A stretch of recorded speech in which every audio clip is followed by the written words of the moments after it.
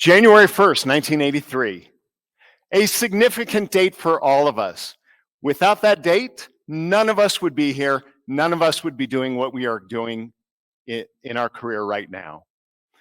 What happened on January 1st, 1983? That is considered the birth of the internet. And without the birth of the internet, we wouldn't be doing this. But it also created some challenges for all of us as leaders or even employees. What is that? Dramatic growth. Dramatic growth in all different facets of career jobs. If you think about how fast businesses have grown because of the internet, it has put incredible, ridiculous expectations that everyone is going to be the next Google, Facebook, right? And so now we're running as fast as we can to get out in front. Well, what happens with that is it puts pressure on management. It puts pressure on employees. It puts pressure on contractors. It puts pressure on everyone. And it has changed the landscape. Technology over the years has grown so much that companies now expect such dramatic results. If they're not seeing it, oftentimes they're willing to let people go. What we've also seen is this. New technologies have come out that has made it challenging to keep and retain people. See, now with things like Zoom, you can literally work anywhere in the world. You don't have to be in the same city. So where it used to be you have this captive job performance or job environment, now if you have an amazing individual, that individual is like, well, that's okay, I live in Denver, but I'm gonna work for a company out of California. And so now you're not competing for great talent in our community, you're competing with every other company around the world. And so it makes it even harder to attract, retain them, motivate and inspire them. And then you have things like this. Where'd it go? And we have lost. But now what we also have is things like LinkedIn. And all of a sudden now there's this job board anywhere in the world. People can find your employees. They can find you. So now what happens? You can be plucked out of your job. And so it makes it so easy for people. Now I know this personally very well. I worked for a tech company and I was living in Kansas.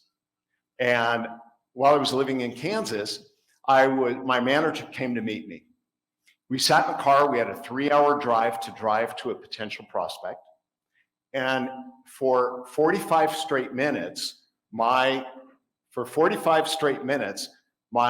manager was yelling at me. 45 minutes. He had only been with the company 6 months. He had only been my manager 30 days.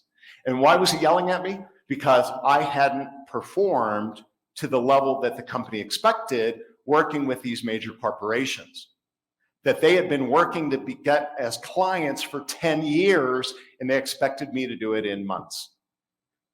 And I hadn't met the expectations, so he was just yelling at me the entire time.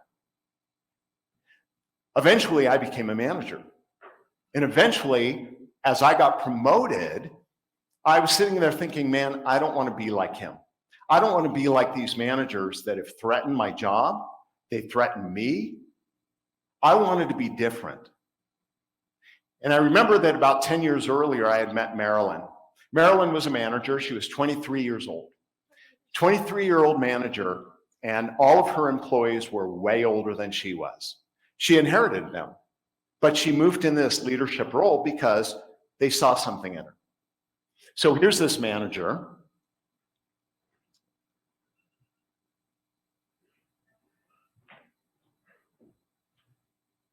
Jump ahead. So here's this young manager. She's managing people of different ages, different places in their life, single parents, divorced, ready to retire. And in a very short amount of time, her performance became stellar in the company. In fact, everyone wanted to work for Marilyn. She motivated them, she inspired them. And everyone was like, oh, you have to go work for Marilyn. She's the best boss I've ever had. She's 23. She's amazing. So the regional office came in. They're like, man, I don't know what you're doing, but we need your help in this other location. Would you mind moving, help turn things around? She says, sure. So she moves to another location, and guess what? Zip, top of the ranks again. And everyone at that new location loves their job. They're telling everyone, oh my gosh, best manager ever, you gotta go work for Marilyn. They move her again, same results. And I'm like, oh my gosh. Well, 5 years later, she's now a manager at a large Fortune 500 company. She's 28 years old. She's one of the youngest managers. I turned it off. She's one of the youngest managers at 28 years old. She inherited this team. She's in marketing. She inherited this team. She had the old curmudgeon, you know, the guy that had been there 35 years that knows it all. Don't tell me what to do. I'm going to retire. She had this diversity of people that work for her. And in a very short amount of time, they become number one. And all of a sudden, they're performing and everyone wants to work for Marilyn again. And the old curmudgeon writes in the corporate newsletter that went to thousands of employees, in 35 years, this is the best manager I've ever had. So I'm promoted to this manager and I'm thinking, I want to be like Marilyn. So I'm going to call Marilyn and say, okay, what did you do? So I call up Marilyn, I say, okay, Marilyn, what did you do? Okay, what is the secret? What is the secret sauce? Like, what books have you read? What leadership training? What are you doing to attract and retain your employees? And she says, I don't know. I'm like, no. Come on, you got to like help me out. I said, okay, wait, could you just give me an example, like something you've done that I could replicate? And she says, well, there is something I could share with you, something that I do. I said, okay, and I'm ready. This is going to be mind-blowing, right? And I'm waiting for her, and I said, okay, so what did you do? Give me an example of what you do that excites and gets your team working hard for you. She says, I have a single mom working for me. Her child was sick, and for 2 hours, she was trying to find backup. She couldn't find backup. She finally came to me, and she says, Marilyn, you know, my kid is sick. I don't know what to do. I've tried everything. I've called my mom. I've called everyone, and I said, I can't find anyone. You know, what do I do? So I say to Marilyn, what did you tell her? And Marilyn says, I told her to go home. Leave. Go take care of your kid. And she says to Marilyn, yeah, but what about the work? She goes, we'll find a way to take care of it. Don't worry about the deadlines. Don't worry about it. We'll take care of it. Nothing is more important than your family. Take care of yourself, take care of your family. That woman became so loyal to Marilyn, she would do anything. She would work overtime. She would do anything. She would follow Marilyn into battle, and so would everyone else. Marilyn finally says to me, she goes, you know, Dave, if I had to boil this down to one word, I think my secret sauce, what makes me different from everyone, is empathy. I said, empathy? You mean you put yourself in their shoes? She says, oh no. Isn't that empathy? She says, no. She said, empathy is being them in their shoes. I said, what's the difference? She said, if you put yourself in someone else's shoes, you are in their shoes. And you're going to see the world through your lens. And this is what most of managers do. What they do is they say, well, if I were you, if I would work harder. I would never put my boss in that situation. I would never have screwed up. I would have taken care of it. I would have sent that email. I would have double checked it. But it's not you. It's them. And what Marilyn said to me is this. She says, Dave, you need to understand one really important thing in leadership. We're managing people. It's not robots. They're not machines. You can't just program them and reprogram and they're going to work. She says, you need to understand people are a mess. Change is not easy. She gave me the example of weight loss and exercise. It's so easy to lose weight. Eat less, exercise more. But it's a multi-billion-dollar industry because it's hard to change. So you have an employee that has whatever their quirks are, and we expect them to be just like you. See, if they were just like you, they would have had your job. But as leaders, it's often the people who are the drivers, the motivators, the ones that move up.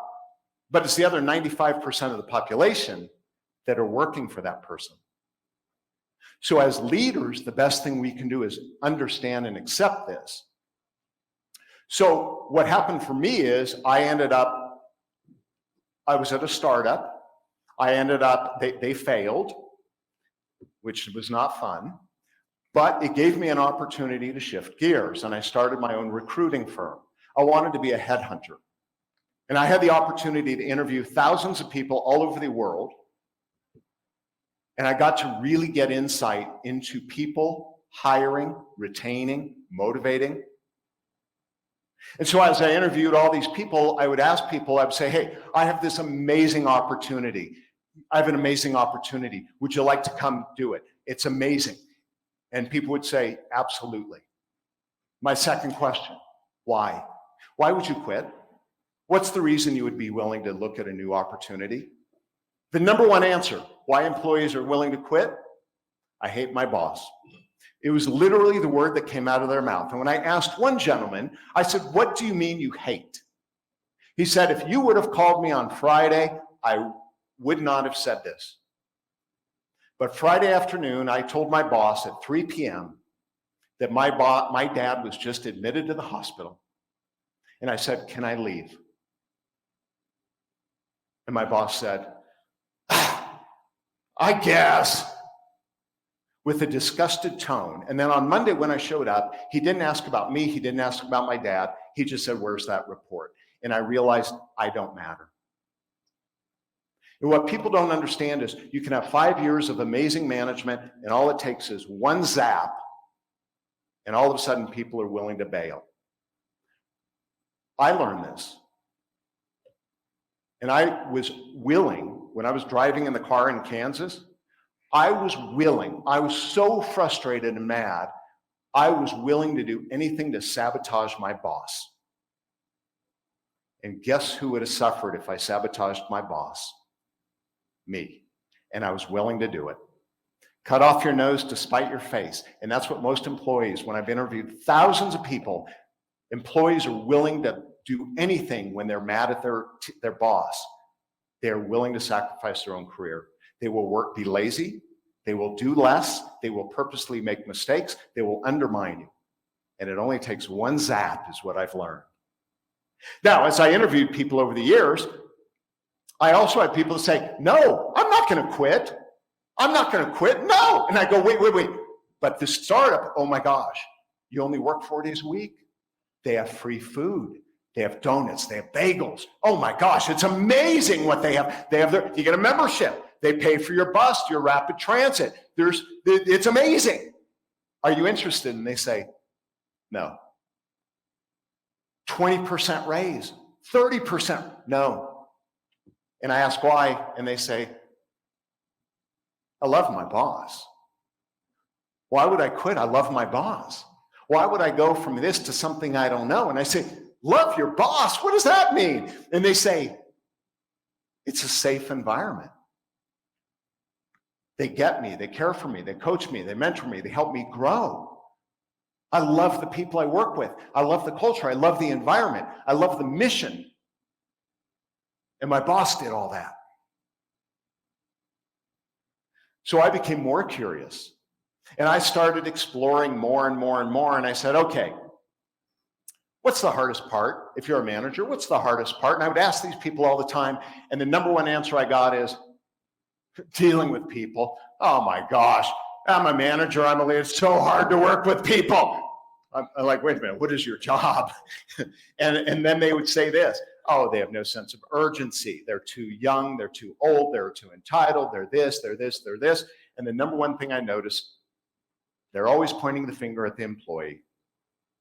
And they don't take responsibility for what they could do, right?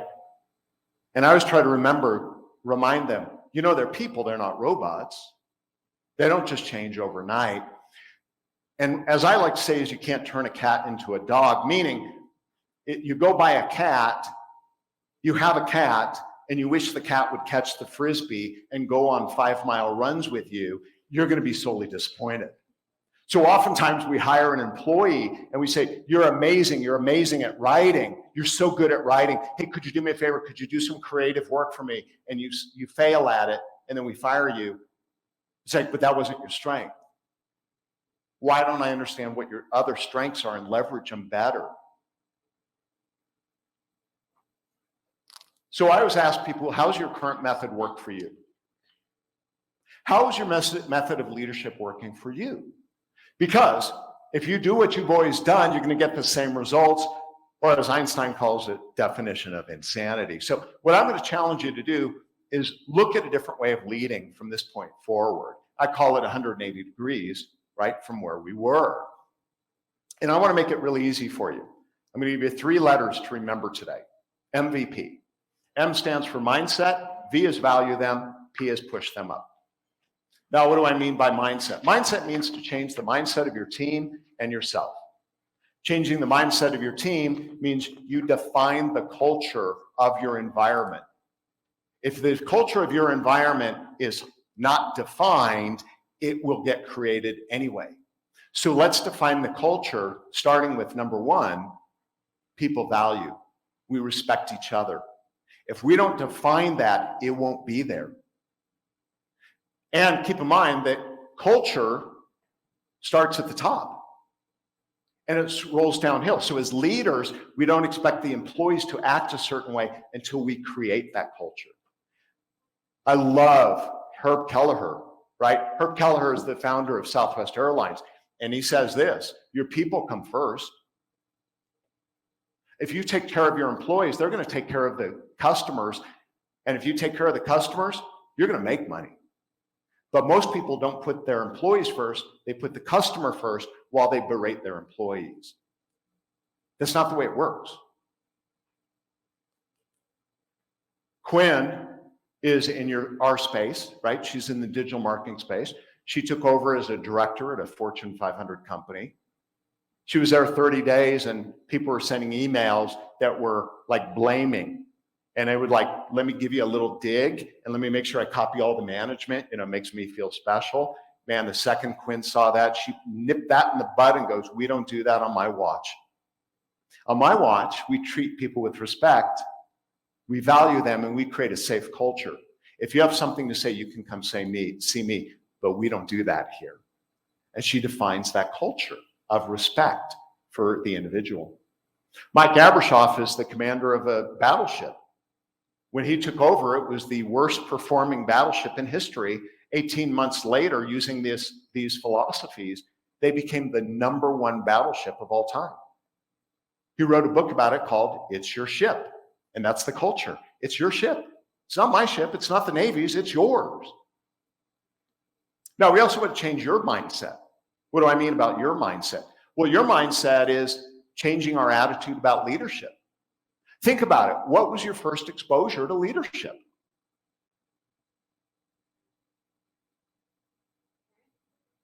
How about your parents? Do this or else. Behave or you don't get that gift. You're not getting Christmas. You're going to have to go to bed early. You're grounded, right? And it was all threats. So we learned that. Our second exposure to leadership for most of us was school, teachers. Of course, what did they do if you didn't behave? Well, you're punished. You're going to the office. What was our next exposure? Sports. You're running laps. You're doing push-ups. What was our next exposure to leadership? Your first boss. Oh, by the way, where did your boss learn leadership? Their parents, school, a previous manager. Wait, where did their manager learn? So unless we break the cycle, we're repeating the same approach to leadership over and over, which is really holding people under our thumb. So oftentimes the attitude which holds people down is this: I'm paying you. You need to do it or else. I can threaten your job. Now, does that work? Does it work to threaten? Yes. course it does. But does it motivate? Does it inspire? Or as soon as the next opportunity comes around on LinkedIn or Indeed, or a recruiter like me used to call them, they're ready to bail. Or 20% more, they're ready to bail. But more importantly, this, are they cheerleaders for you? Are they telling the world how awesome you are? Are they going to their best friends who are rock stars going, oh my gosh, you got to go work for Marilyn? They're not saying that. So when someone needs a job that they don't like, that's who they send to your company. We want them to be our cheerleaders. We want them excited. We want them to be willing to follow you in battle and work hard. So what's our new mindset? The new mindset is, how can we take responsibility as leaders to help motivate and inspire? Instead of demanding it, how do we create it? Now, oftentimes people say to me, they say, Dave, look, I don't have time to do that. I don't have time to coach my employees. I don't have time to babysit them. I don't have time. Well, what is our job? Think about, what is our job? As leaders, if we change the mindset to say, I am the conductor. My job is to create through my people. See, the conductor is not doing anything. They're not playing an instrument. They're conducting. They're making sure people are doing the right things at the right time. That's their real job. Or if you're a coach, can you imagine a coach say, yeah, my job is not to do anything. Like, I'm too busy to coach. I'm too busy. What? Wait, that's your job. And the coach's job is, how do I orchestrate? And I want to challenge us as leaders. This is what Marilyn did. She orchestrated. That's what the best leaders do. You orchestrate. You find the strength in people, right? They're people, not robots. New mindset. New mindset. I'm lucky to have you as an employee. I'm lucky to have you as an employee. I'm lucky to have you as an employee. I'm lucky to have all of you. I'm so lucky to have you as an employee. Now, sometimes when I've shared this, people go, okay, whoa, wait, no, Dave, no, you got it wrong. You got it wrong. They're lucky to have a job. This will be my 30th anniversary with my wife in 2 months. We got married when I was 1. Thank you. So, 30th anniversary. Can you imagine my wife is up here and, we go out and I said, honey, oh my gosh, 30 years. It's been absolutely incredible. I just have to tell you, honey, you are so lucky I chose you.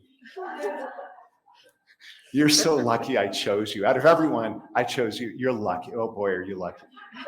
Does that almost, make you want to vomit a little bit? No, so think about that. Are we doing that with our employees? Right? We're saying you're lucky to have a job. No. That's the old way. That doesn't work as well as I'm lucky. We value them, right? We treat them like volunteers. What do I mean by that? Imagine this. If you treat them like a volunteer, if you work for a volunteer organization, why would you do it if you were treated like doo-doo? You wouldn't. But you work for the mission. Is there a mission? Right? That's the culture. Have you defined that culture of how the team is going to be? And the reason you stay there is you're respected for what you do. But if you think about a volunteer organization, how do they keep you there? They don't have threats. You can walk away. So what if you treated all of your employees as volunteers and take away all opportunity and all potential of risk? Just pretend you couldn't do it. How would you motivate and inspire otherwise? You value them. You find the strength in them. You coach them when they're struggling. Now, that doesn't mean you can't get rid of them if they're bad. They're wrong. But again, what's our end goal? Excited, motivated, engaged, right? V is value them. What do I mean by value them? Value them means we treat everyone like they have a giant S on their chest. What does that S stand for? Special. Let's treat our employees like they're special. Make them feel special. Find a way to help them. Thank them for being there. right? Recognize the fact that they wake up at 6:30 in the morning. They spend an hour getting dressed for your job. They commute 30 minutes to work, best case. And then they work from 8 to 5. And then they drive home a half hour. They have just committed 11 hours of their life every day to you. And how much time are they spending with their kids and their spouse? 2, 3 hours? They recognize the fact that what they're doing for us. Now, again, the negative attitude is, well, they're lucky to have a job. No, what I'm talking about is what the best of the best do. After interviewing thousands of people, the best of the best recognize this, and they go, thank you for the time. I appreciate it, because you could go anywhere. You could be at Google or Facebook. You could be at any other county, city, not just here in Denver. You could literally work anywhere in the world today. And I value the fact that you take your time to work for me. Wouldn't that make you feel awesome if you were the employee? Focus on their strengths. Everyone has got strengths. Let's play a quick game to prove this. Raise your hand nice and high, and look around the room. Raise your hand really high if you are really good at organizing stuff. Okay, raise your hand if you're really good at project management. Okay, we got one person. Raise your hand if you're really artistic. Raise your hand if you're excellent at writing. Words flow out of your mouth, they just flow. I hate you. No, I love you because I can't do it. But it amazes me the people that just they go to bed at night and they're like, oh my gosh, the words just flow. I could write 30 pages. Like, oh my gosh, it's amazing. Hey, raise your hand. This is a weird one, but raise your hand. Raise your hand if you are really good at organizing stuff, like filing and stuff. You're really good at that. You guys are freaks. Raise your hand if, yes. And I love you. Raise your hand. This is a weird one. Raise your hand if you like to clean. You like cleaning. Is that weird? Raise your hand if you're really good at math. Like you're a math geek. Raise your hand if you are the problem solver, and it's like, man, you can always find a way. Wow, that's impressive. So what you do is you start finding that everyone has got these weird strengths, interesting strengths, and it's to find a way to leverage them. One of my employees, I was going to fire him until I learned how good of an editor he was. And I took editing off everyone else's plate, and I made him the editor, and he loved it, and he thrived. Okay? Change is hard. Change is really hard. Do me a favor, take a look at this.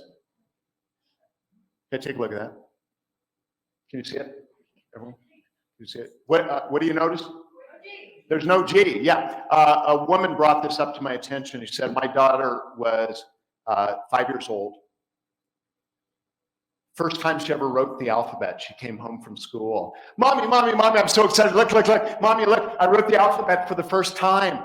And mommy looks down and says, yeah, but you missed a letter. And the joy went to sadness because she didn't notice that she got 25 right. She found what was wrong. But don't we do that with people? Don't we do it with employees? We don't see what they do well. Now, this is not easy. And part of it is the reticular activating system. It's a part of the brain that finds what we're looking for. So listen, if we are looking for what is bad in people, we tend to see more bad. A good example, have you ever bought a car and then you notice everyone else is driving the same car? They have the car, everyone's driving the same car. That's the reticular activating system. But it works with people too.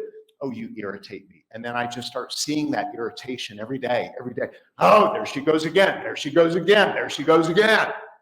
And we can't find what's good. Why can't we find what's good? Hey, are you able to dim the lights? Is that easy? No? All right, don't worry about it. Let's do this. I'm going to ask you a huge favor. I want you to watch this video. Please do me a favor. Don't make a sound. Don't laugh. Don't giggle. Don't breathe. Don't make a sound no matter what you see. I don't want anyone to break their concentration. I want you to stare at the screen very carefully. You are going to see two people playing catch. Not two people, a bunch of people playing catch with a basketball. Your only job, count how many times the people wearing a white t-shirt pass the ball. You have to count carefully. Watch carefully. Don't make a noise. Ready? Count how many times the players wearing white pass the ball.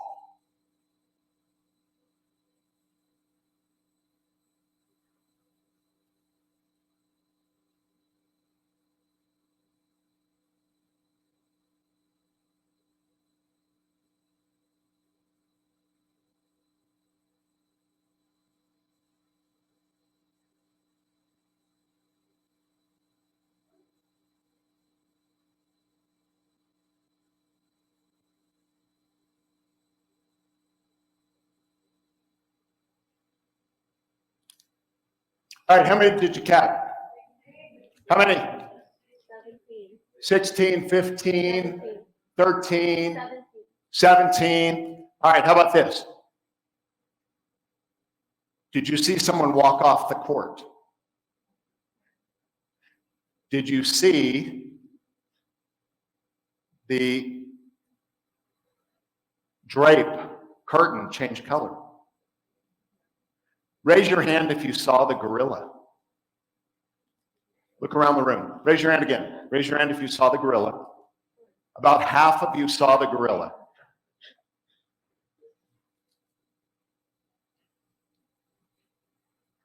Correct answer, 16 passes.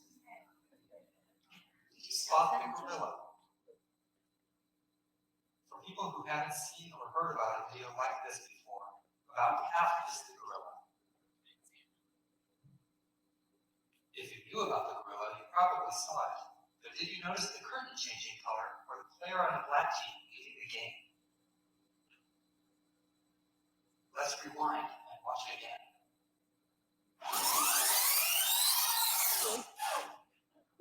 Comes the gorilla, and there goes a player, and the curtain is changing from red to gold.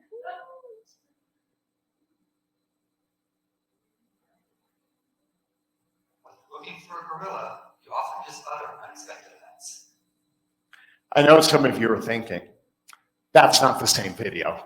That's not the same video I watched. That is the same video. This is called inattentional blindness. What it means is when we are focused on something so intently, we become blind to other stuff.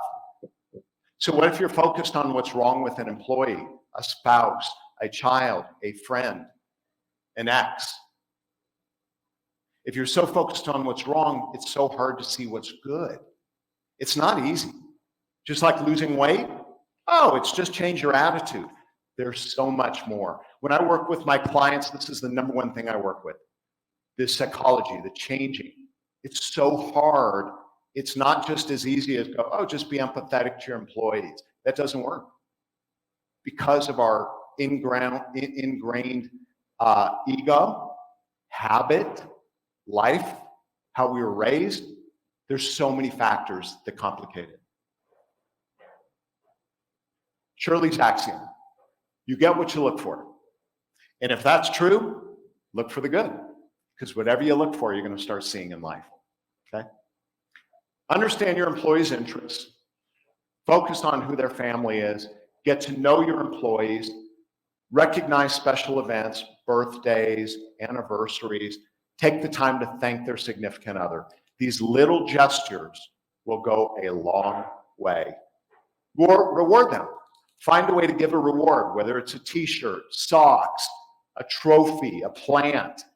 Find a way to reward your employees. And the biggest challenge or objection I hear all the time is, yeah, but I might have to reprimand them. But I would say this, what's wrong with getting to know them? You know your best friend, you know your significant other. Do you ever get in fights, arguments? But you work through it, don't you? You can do that with an employee. You don't have to be arm's length. You can get to know them. Just remember, they're people, not robots, and they have a life beyond work. Last but not least, push them up. Help your employees grow. Understand their goals. Find a way to pull them up, push them up, and help them achieve their goals. And remember this, don't worry about them surpassing you. Why? Because a rising tide lifts all boats. If you help your people become amazing, you're amazing, and they will remember you in the future. Ladies and gentlemen, I want you to imagine that you're able to improve engagement, performance, morale, turnover, talent, and you have a team that'll follow you into battle. And if you follow those MVP model, you think about that, you too can have an amazing results. Ladies and gentlemen, thank you so much for being here.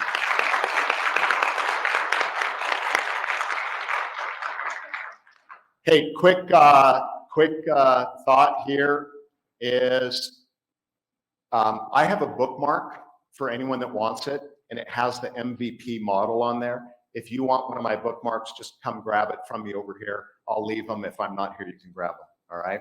So thank you all for being here. Thank you, David. Appreciate it, man. Hey, thank you.